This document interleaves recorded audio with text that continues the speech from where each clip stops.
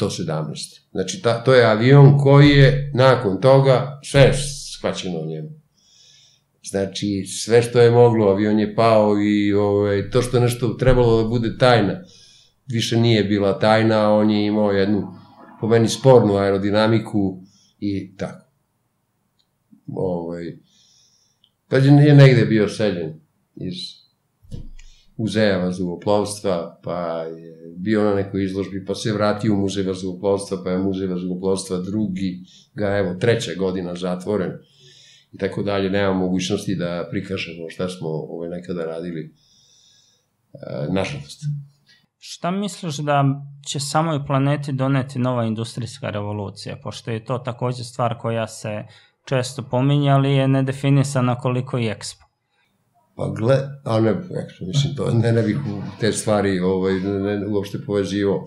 Nova industrijska revolucija, malo na početku emisije sam u stvari i pričao. Nova industrijska revolucija je u stvari spajanje kompjutera sa čovekom, gde će vremenom čovek igrati sve manju ulogu, a veštačka inteligencija, zato sam u stvari i pominjao čitavu priču ko se vrati u znači, priča o hidrogelu.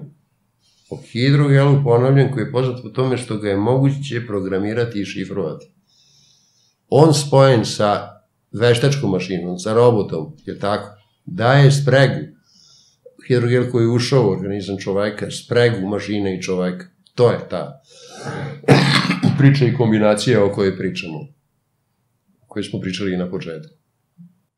Inače, kada je prvi put patentirana šivaća mašina, tačnije, malo ću se ispraviti, kada je prvi put bio gotov projekat, čovek koji ga je završio, namerno je prolongirao izlazak šivaće mašine i odrekao se velikog bogatstva jer je smatrao da će ogroman broj žena ostati bez posla.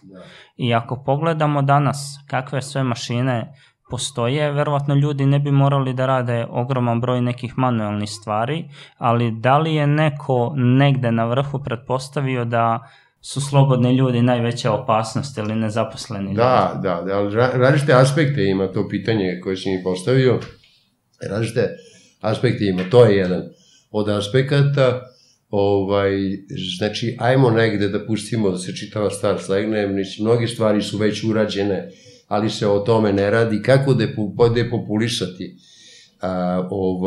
izvršiti depopulaciju stanovništva, jer mnogi ljudi postaju suvišni. Beskorisne izvelice postaju objektivno, jednostavno.